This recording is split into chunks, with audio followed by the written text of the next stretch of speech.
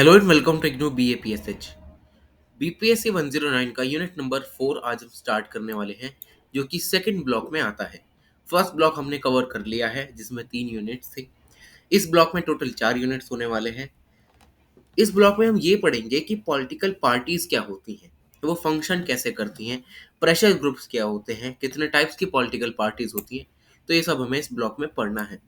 तो आज इसका फर्स्ट यूनिट कवर हो रहा है, यूनिट नंबर 4। इसका टॉपिक है functioning of the political parties. ये यूनिट का फर्स्ट पार्ट होने वाला है, जिसमें making and shaping of government policies के टॉपिक्स को हम कवर करेंगे। तो इंट्रोडक्शन की अगर मैं बात करूं, मॉडर्न डेमोक्रेसीज में जो गवर्नमेंट्स होती हैं वो अथॉरिटेटिव या कम्युनिस्ट गवर्नमेंट्स नहीं होती, वो रिप्रेजेंटेटिव गवर्नमेंट होती है। रिप्रेजेंटेटिव गवर्नमेंट एक ऐसी गवर्नमेंट जहां पर जो नॉर्मल सिटीजन्स है वो कुछ लोगों को इलेक्ट करते हैं, जो उनके व्यूज को कहीं ना कहीं रिप्रेजेंट करते हैं। और वो लोग जो रिप्रेजेंट कर रहे हैं वो आगे चुनकर भेजे जाते हैं गवर्नमेंट में काम करने के लिए, ताकि वो इनके लिए कुछ लॉज बना सके इनके बिहाफ पर। और ये जो इलेक्टिव रिप्रेजेंटेटिव्स होते हैं वो अकाउंटेबल होते हैं लोगों के लिए जिन्होंने इन्हें चुना है, क्योंकि इन्हीं के इंटरेस्ट को रिप्रेजेंट करके ही वो गवर्नमेंट में काम करने गए हैं। तो इसीलिए ये अकाउंटेबल बने रहते हैं इन लोगों के लिए।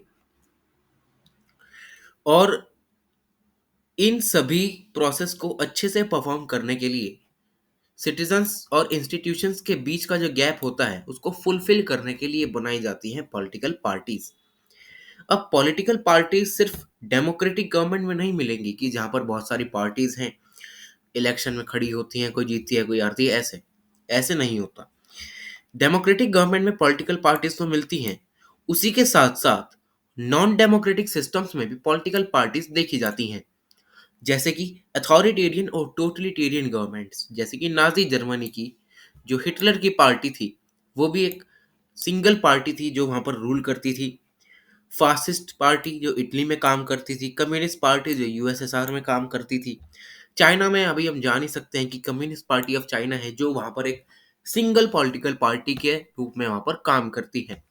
तो ऐसा नहीं है कि डेमोक्रेसीज में ही आपको सिर्फ पॉलिटिकल पार्टीज देखने को मिलेंगी। पॉलिटिकल पार्टीज कम हो सकती हैं, पर ऐसा नहीं होगा कि किसी भी कंट्री में पॉलिटिकल पार्टी हो ही ना। सिंगल पॉलिटिकल पार्टी से लेकर मल्टी पॉलिटिकल पार्टीज हो सकती हैं किसी भी कंट्री में। फॉर एग्जाम्पल, इंडिया में मल्टी पार्टी सिस्टम चलता है, मतलब बहुत सारी पार्टीज यहाँ पर इलेक्शन लड़ती हैं। जैसे कि अभी रिसेंट का एग्जाम्पल लूँ तो हमारी 4 स्टेट्स में इलेक्शंस हुए थे, जिसमें स्पेशली अगर मैं तेलंगाना की बात करूं तो वहाँ की पार्टी जो है जीपीएम, वो वहाँ पर जीत गई थी। तो ऐसा नहीं कि वहीं पर जो जीपीएम है वही इलेक्शन लड़ रही है, सिंगल पार्टी तरह नहीं। वहाँ पर कांग्रेस भी लड़ रही है, बीजेपी भी लड़ रही है, बाकी सब पार्टीज भी इलेक्शन में खड़ी होती हैं। तो ये हो गया मल्टी पार्टी सिस्टम। अब आते हैं चाइना जैसे देश पे, जहाँ पर सिंगल पार्टी रूल करती है, जैसे कि कम्युनिस्ट पार्टी, वो वहाँ की सोल रूलिंग पार्टी है। उसी के बेसिस पर वहाँ की गवर्नमेंट को रन किया जाता है। तो ये हो गया सिंगल पार्टी सिस्टम।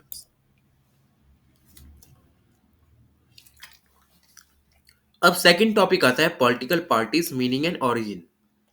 अब पॉलिटिकल पार्टीज का मतलब क्या है, ये कहाँ से इनका ओरिजिनेशन हुआ है, ये हमें इस टॉपिक में पढ़ना है। तो सबसे पहले जो डेफिनेशन देते हैं वो देते हैं एडमंड बर्ग। ये एक आयरिश स्टेट्समैन होते हैं।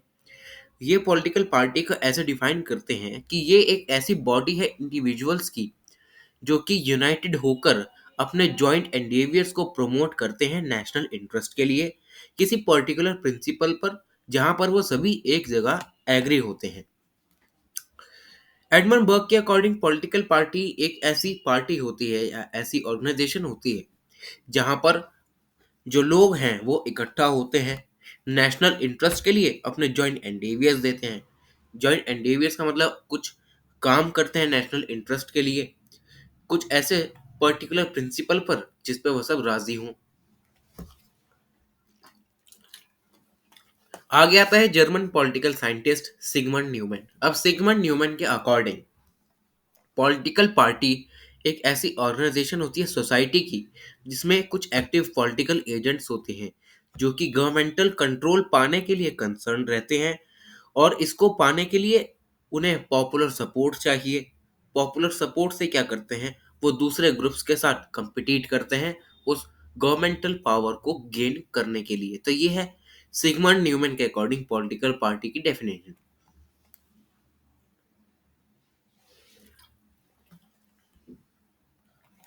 अब आगे के टॉपिक्स में हमें ये दिया गया है कि पॉलिटिकल पार्टीज के क्या क्या ऐसे कुछ डिस्टिंक्ट एलिमेंट्स हैं जो हर पॉलिटिकल पार्टीज में होने ही चाहिए।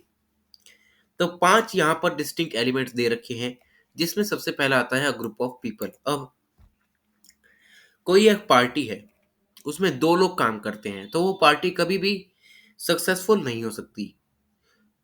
पार्टी केवल 2 बंदों से नहीं चलती। पार्टी में ग्रुप होना चाहिए लोगों का, कि लोग क्या करें कि उस पार्टी की जो भी आइडियोलॉजी है, उसको मोबिलाइज़ करें, लोगों को समझाएँ कि ये पार्टी इसीलिए काम करती है। तो सबसे पहला जो एलिमेंट है वो है group of people. Group of people का होना बहुत ही ज़रूरी है पॉलिटिकल पार्टी में। पॉलिटिकल पार्टी में कई 100 से लेके मिलियंस ऑफ लोग भी हो सकते हैं, डिपेंड करता है उस कंट्री की साइज़ तक।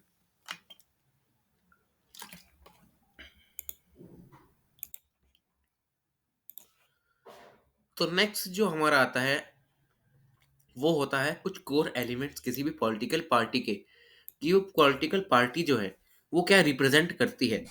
तो बहुत सारी जो पॉलिटिकल पार्टीज़ होती हैं, वो अलग-अलग तरह के ग्रुप्स को रिप्रेज़ेंट करती हैं। जैसे कि कोई ऐसी पार्टी है जो कि पर्टिकुलर आइडियोलॉजी को रिप्रेज़ेंट करती है, कोई ख़ास रिलीजन को जो है वो इम्पोर्टेंस देती है, कोई ऐसी आइडेंटिटी लेकर चलती है जैसे कि हम एससी के लिए काम करेंगे, हम आदिवासियों के लिए काम करेंगे। तो ऐसी भी पॉलिटिकल पार्टीज़ होती हैं जो इनके लिए ये सब चीज़ें एक फाउंडेशन का काम करती हैं। जिससे पॉलिटिकल पार्टी जो है वो कहीं ना कहीं किसी पर्टिकुलर ग्रुप को टारगेट करके रिप्रेजेंटेशन ले सकें। थर्ड जो एलिमेंट होता है वो होता है परमानेंट ऑर्गेनाइजेशन। अब कोई भी पार्टी है उसमें परमानेंट ऑर्गेनाइजेशन बना रहना चाहिए, क्योंकि अगर अनस्टेबल पॉलिटिकल पार्टी है वो कभी भी इलेक्शन में पार्टिसिपेट नहीं कर सकती। कभी ऐसा नहीं होता होगा कि कोई पॉलिटिकल पार्टी बनी, जैसे कि बीएसपी हो गई। बीएसपी बनी, 1 साल तक चली, उसके बाद बीएसपी का कोई अता-पता नहीं है कि बीएसपी कहाँ गई। बाद में पता लगता है कि जो बीएसपी है, वो डिसइंटीग्रेट हो गई है। वहाँ के जो लोग थे उसमें काम करने वाले, उन्होंने अपनी-अपनी अलग-अलग पार्टीज़ बना ली हैं, तो ऐसे नहीं काम चलता। तो पॉलिटिकल पार्टीज़ में परमानेंट ऑर्गेनाइज़ेशन होनी चाहिए, वहाँ के ऑथराइज़्ड मेंबर होने चाहिए, ऑफ़िशियल पोज़ीशंस को उन्हें होल्ड करके रखना चाहिए, ताकि जो ऑर्गेनाइज़ेशन है पॉलिटिकल पार्टी की, वो कहीं न कहीं इंश्योर हो सके।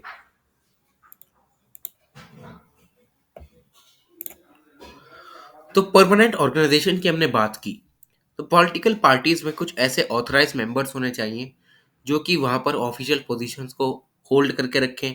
वहाँ के जो ऑफ़िस होल्डर्स हैं, वो टॉप लीडरशिप को रिपोर्ट करें, पार्टी के मेंबर्स को इलेक्ट करें, तो ये सब परमानेंट ऑर्गेनाइज़ेशन में आता है। फोर्थ एक ऐसा एलिमेंट जो कि बहुत ही ज़्यादा इम्पोर्टेंट है पॉलिटिकल पार्टीज़ के पर्सपेक्टिव से, वो है स्पेसिफिक गोल्स, कि हम काम किसके लिए कर रहे हैं। मेन गोल होता है पॉलिटिकल पार्टी का कि हमें पॉलिटिकल पावर चाहिए भैया, हमें इलेक्शन लड़ना है, हमें पावर चाहिए। इसको अचीव करने के लिए वो कॉम्पिटिट करती हैं। कॉम्पिटिट किससे करती हैं? पॉपुलर सपोर्ट के लिए। क्योंकि अगर उन्हें लोगों का ही सपोर्ट नहीं मिलेगा,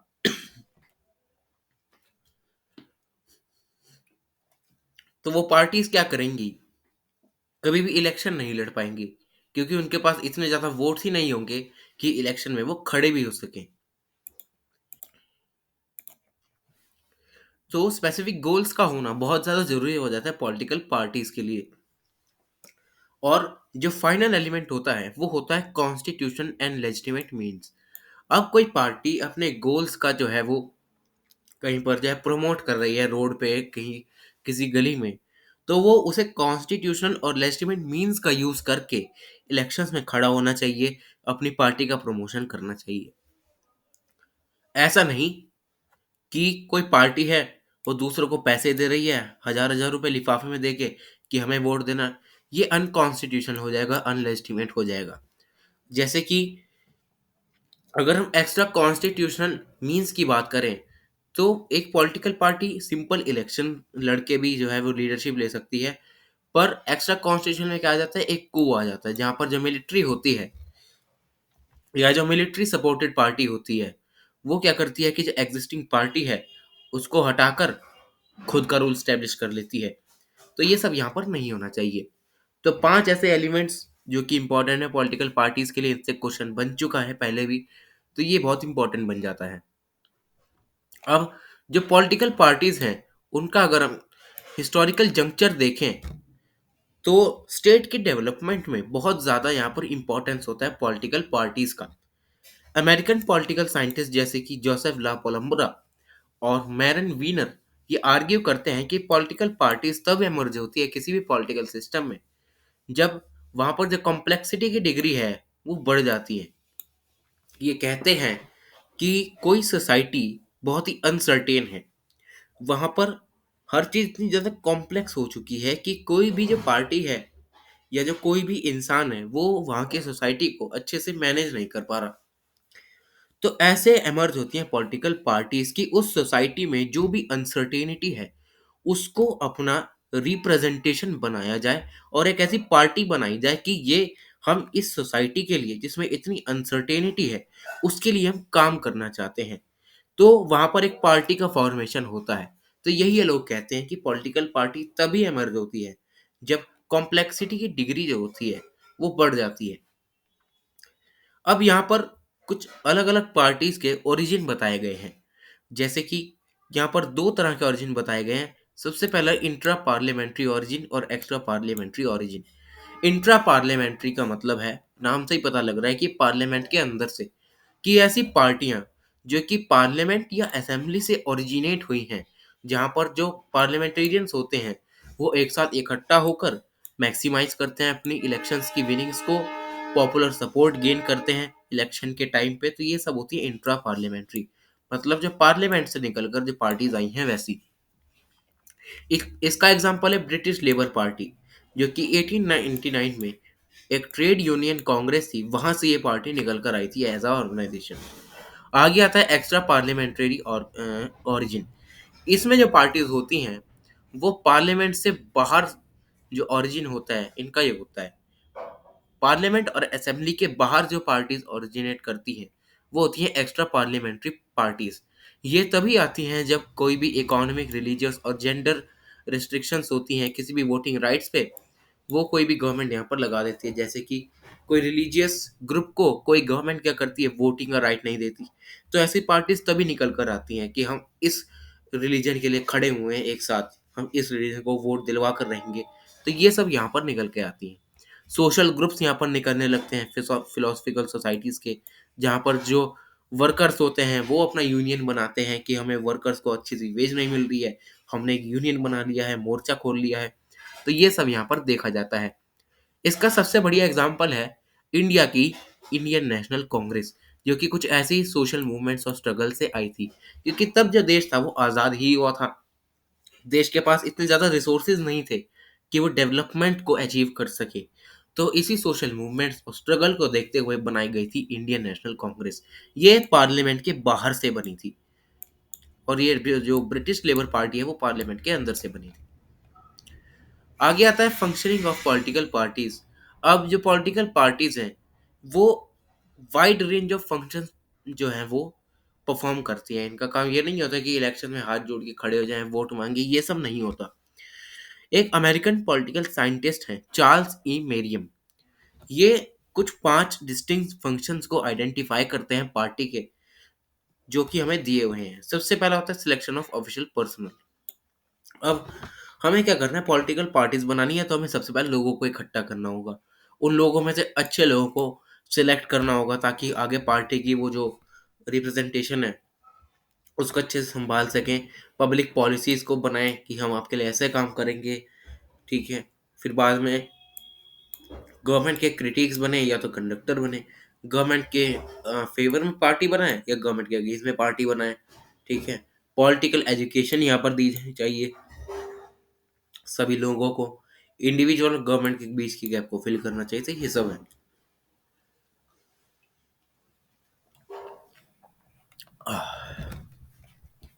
तो सबसे पहला जो फंक्शन है वो है organization and modernization of traditional societies. अब डाइवर्स और फ्रैक्चर सोसाइटीज को अच्छे से ऑर्गेनाइज करने में बहुत ज़्यादा जो है वो पॉलिटिकल पार्टीज थ्राइव करती हैं कि हमें ऐसी सोसाइटीज़ को ऑर्गेनाइज करना है जहाँ पर डाइवर्स ग्रुप्स रहते हैं, ऐसी सोसाइटीज़ है जहाँ पर अलग अलग गुटों में लोग बटे हुए हैं। तो ये सब इस टॉपिक में पढ़ना है। तो इसमें बताया गया है कि सबसे पहले हमें क्या करना है कि डाइवर्स और फ्रैक्चर सोसाइटी को ऑर्गेनाइज करना है। ये एक बहुत ही ज़्यादा क्रूशियल फंक्शन होता है पॉलिटिकल पार्टीज का। उसके बाद आता है मॉडर्नाइजेशन। मॉडर्नाइजेशन एक ऐसा प्रोसेस होता है सोसाइटी में जहाँ पर एक सोसाइटी ट्रेडिशनल फॉर्म को छोड़कर मॉडर्न स्टेज पर जाती है डेवलपमेंट के लिए।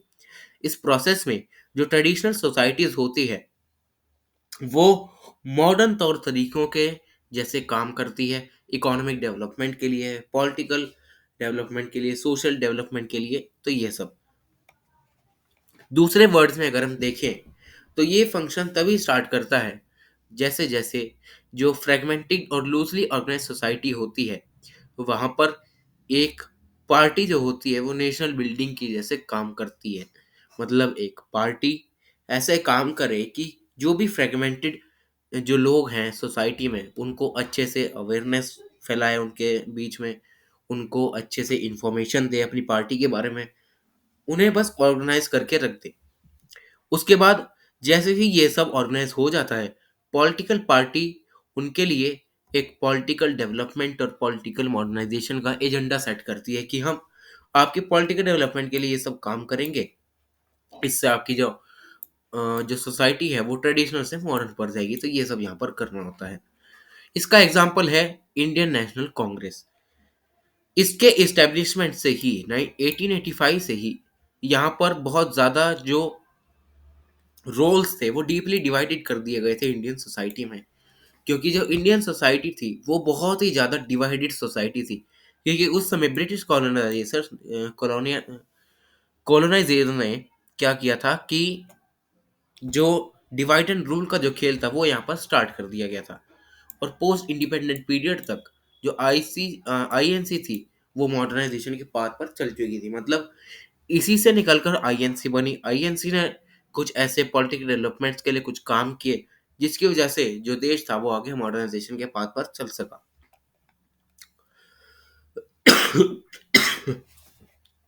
आ गया था पॉलिटिकल सोशलाइजेशन। और पॉलिटिकल पार्टीज को पॉलिटिकल सोशलाइजेशन का एजेंट्स भी बताया जाता है। क्योंकि पॉलिटिकल पार्टीज क्या करती हैं कि जो भी वैल्यूज किसी भी पर्टिकुलर सोसाइटी की होती हैं उनको रिप्रेजेंट करती हैं। तो उस सोसाइटी के लिए वो पॉलिटिकल पार्टी बहुत ही इंपॉर्टेंट बन जाती है। क्योंकि इससे वो पॉलिटिकल पार्टी क्या करने लगती है उस सोसाइटी को सोशलाइज करने में लगी रहती है ताकि जो लोग हैं उस पॉलिटिकल पार्टी से या उस पॉलिटिकल कल्चर से वहाँ पर वो फैमिलियर हो जाए इन सभी से, ताकि वो ज़्यादा से ज़्यादा पार्टिसिपेट कर सकें इनके पॉलिटिकल प्रोसेस में। अब इनको करने के लिए कुछ 5 स्टेप्स बताए गए हैं। सबसे पहला स्टेप है इलेक्शन के टाइम पे, जहाँ पर जो पॉलिटिकल पार्टीज होती हैं और उनके जो रिप्रेजेंटेटिव्स होते हैं वो वोटर से मिलते हैं, मतलब सिटीजन्स होते हैं उनसे मिलते हैं। उनको अपनी पार्टी के बारे में बताते हैं, क्या क्या प्रोग्राम्स वो पार्टी चला रही है उनके बारे में बताते हैं, ताकि वो कहीं ना कहीं उन्हें अपने फेवर में कर ले। सेकेंडली होता है रूलिंग पार्टी क्या करती है कि जो गवर्नमेंटल प्रोग्राम्स होते हैं उनको अवेयर करती हैं लोगों के बीच में कि हमें ये सब प्रोग्राम चला रहे हैं, ये सब पॉलिसीज आपके लिए हैं। तो ये सेकंड काम होता है। और रिसेंट ईयर्स में अगर हम देखें तो पॉलिटिकल सोशलाइजेशन में सबसे जो इम्पोर्टेंट टूल उभर कर रहा है वो है सोशल मीडिया। सोशल मीडिया पर हमें एक ट्वीट करना होता है, बाकी सब सोशल मीडिया अपने आप कर लेता है। मतलब सोशल मीडिया के ज़रिए हम बहुत ज़्यादा लोगों को इजीली टारगेट करके कुछ ना कुछ इन्फ्लुएंस कर सकते हैं किसी भी पॉलिटिकल पार्टी का। अब थर्डली होता है कुछ एजुटेशन देना, जैसे कि किसी धारा को बताना कि जो हमारे यहाँ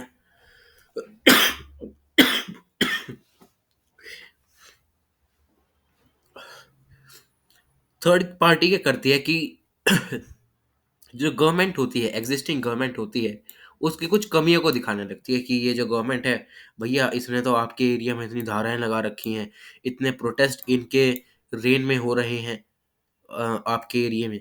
तो ये सब पॉलिटिकल पार्टीज़ करती हैं। इससे क्या होता है कि लोगों को पता चलता है कि भैया ये जो पॉलिटिकल पार्टी है, ये हमारे लिए ही काम करने आई है। इसे हमें चूज़ करना चाहिए। फोर्थ है ऐसी पॉलिटिकल सोशलाइज़ेशन का फंक्शन जो कि जिसमें डिबेट्स होती हैं टीवी पर, कि डिबेट के ज़रिए लोगों को बताते हैं कि हमारी पार्टी ये कर रही है, ठीक है? इलेक्ट्रॉनिक और प्रिंट मीडिया के ज़रिए एडवर्टाइज़मेंट देते हैं रेडियो पर, तो ये सब होता है। फिफ्थ होता है कि इलेक्शन मैनिफेस्टो बनवाना, एक ऐसी फाइल बनवाना जिसमें पॉलिटिकल पार्टीज़ के बारे में लिखा हो, उनमें क्या-क्या लोग काम करते हैं उनके बारे में लिखा हो। ये बताना चाहती हैं पॉलिटिकल पार्टीज़ के ज़रिए कि उनकी प्रैक्टिसेज़ क्या-क्या हैं, वो आगे काम कैसे करेंगी, तो ये सब यहाँ पर बताया जाता है। आगे आता है पॉलिटिकल रिक्रूटमेंट। अब पॉलिटिकल रिक्रूटमेंट बहुत ज़्यादा इंपॉर्टेंट होता है पॉलिटिकल पार्टीज़ के लिए। इसमें पार्टीज़ क्या करती हैं, सोसाइटी में से पॉलिटिकल जो एक्टिव लोग होते हैं, पॉलिटिकल एक्टिव लोग जो होते हैं उनको सेलेक्ट करती हैं अपनी पार्टी में, और उसके बाद जो पॉलिटिकल रिक्रूटमेंट है वो यहाँ पर किया जाता है। अब ये जो प्रोसेस होता है, वो शुरू होता है पॉलिटिकल सोशलाइज़ेशन से। अब पॉलिटिकल सोशलाइज़ेशन का मतलब जो सोसाइटी है, उसको ये पता है कि ये पर्टिकुलर पार्टी इस काम के लिए बनी है, तो हमें इसको सपोर्ट करना चाहिए। तो सबसे पहले जो पॉलिटिकल सोशलाइज़ेशन है, वो कर लिया। उसके बाद पार्टी की जो पार्टी है, उसके लिए टिकट मिल गया कि भैया आप पार्टी में आ जाओ। पार्टी के लिए फॉर्मल मेंबरशिप मिल जाती है। इसमें जो रिक्रूटेड मेंबर्स होते हैं, वो पार्टी की आइडियोलॉजीज़ को यहाँ पर देखते हैं। उनको यहाँ पर ट्रेनिंग दी जाती है कि कैसे इलेक्शन में खड़ा होना चाहिए, ऑफिशियल्स पोजीशन कैसे होल्ड करें गवर्नमेंट में, जब भी पार्टी किसी जनरल इलेक्शन में जीते तो ये सब पॉलिटिकल रिक्रूटमेंट में देखा जाता है।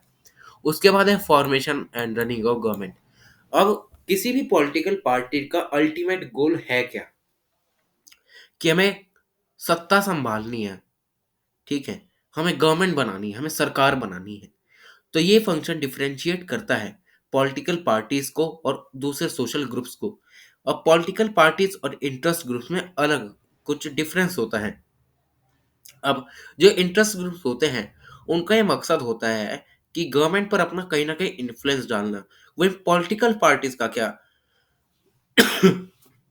गोल होता है? उनका गोल होता है कि हमें पॉलिटिकल पावर को कैप्चर करना है। ठीक है? इसमें जो पॉलिटिकल पार्टीज़ होती हैं, वो इलेक्शन में एंटर करती हैं, इलेक्शन कंटेस्ट करती हैं, और इस प्रोसेस में जो भी कैंडिडेट्स होते हैं, वो अपने कहीं न कहीं फ़ेवर में लाने के लिए वो स्ट्राइव करते हैं, दूसरे लोगों के साथ पॉपुलर सपोर्ट गेन करते हैं, और अगर कोई पार्टी जीत जाती है, वो गवर्नमेंट बना लेती है। पर कई बार ऐसा देखा जाता है कि किसी भी गवर्नमेंट के पास सिंगल मेजॉरिटी नहीं होती। तो इससे क्या करती है, वो जो गवर्नमेंट है, वो किसी दूसरी गवर्नमेंट के साथ जो है वो हाथ मिलाकर एक कोalition बना लेती है, जिससे कि जो मेजॉरिटी स्केल है, उसे वो पार कर सके। तो ऐसी ये जो गवर्नमेंट्स होती हैं, उन्हें कोalition गवर्नमेंट्स कहते हैं।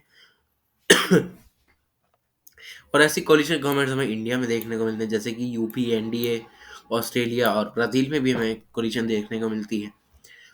और एक बार जब पॉलिटिकल पार्टीज़ में जो मेजॉरिटी आ जाती है, वो उसके बाद क्या करती हैं, गवर्नमेंट बनाने के लिए जो है वो कॉम्पिटिट करती हैं, वो अपने इलेक्टेड मेंबर्स को चुनते हैं, अलग-अलग मिनिस्ट्रीज़ उसमें बाँटते हैं, डिपार्टमेंट में उन्हें बाँटते हैं। इससे जो इलेक्टेड मेंबर्स होते हैं पॉलिटिकल पार्टी के, वो डायरेक्टली पार्टिसिपेट करके गवर्नमेंट को रन करते हैं, गवर्नमेंट की पॉलिसीज़ और प्रोग्राम्स में वो हिस्सा लेते हैं। आगे है making and shaping of governmental policies. अब फर्स्ट ग्लांस में हमें ये दिखता है कि सिर्फ़ पॉलिसी मेकिंग ही किसी भी पार्टी का काम है, तो ऐसा नहीं होता। हमें ये देखना चाहिए कि कौन-कौन से लोग जो हैं, कैसी-कैसी पॉलिटिकल पोज़ीशंस को वो ऑक्यूपाई करके रखते हैं गवर्नमेंट में, रूलिंग पार्टी के जो लोग होते हैं। इससे हमें ये पता चलता है कि जो लोग हैं, वो उनमें क्या-क्या नुआंसेस हैं, क्या-क्या वो गलतियाँ कर रहे हैं। इस सेंस में अगर हम गवर्नमेंट को देखें, तो उसे हम पार्टी गवर्नमेंट कहते हैं, जहाँ पर कुछ रूलिंग पार्टी के लोग जो हैं, वो गवर्नमेंट को चलाते हैं। ब्रॉडर लेवल पर देखें, जो गवर्नमेंट के प्रोग्राम्स और पॉलिसीज़ होते हैं, वो एक ब्रॉडर कंसेंसस से बनाए जाते हैं पार्टी के बीच में। पार्टी के बीच में जो भी लोग हैं, वो एक कंसेंसस बनाएँ कि हमें ऐसे-ऐसे काम करना है आगे, गवर्नमेंट को चलाने के लिए। तो ये सब ब्रॉडर वे में यहाँ पर ब्रॉडर पर्सपेक्टिव देखा जाता है। ठीक है। और पॉलिसी शेपिंग में जो पॉलिटिकल पार्टीज होती हैं वो इन्फ्लुएंस करती हैं पॉलिसी मेकिंग प्रोसेस को, क्योंकि पॉलिसी को शेप करना वो होता है पार्टी का काम। अब पॉलिसी बनाना, उसमें क्या करती हैं कि पार्टीज होती हैं वो क्या करती हैं कि अपना इन्फ्लुएंस बनाकर रखती हैं कि हाँ यही जो है पॉलिसी आगे बननी चाहिए। तो क्या करती हैं, टॉप पोजीशंस पर उन्हीं लोगों को बिठाती हैं जो आगे पॉलिसी मेकिंग करते हैं। इससे जो पॉलिसी मेकिंग का फंक्शन होता है वो रूलिंग पार्टी भी चलाती है, और कोई दूसरी पार्टी है अपोजिशन पार्टी, वो भी इस पॉलिसी को शेप कर सकती है जिसमें वो सही से फिट बैठे। तो ये है पूरा पार्ट 1 बीपीएससी 109 के यूनिट नंबर 4 का। Thank you.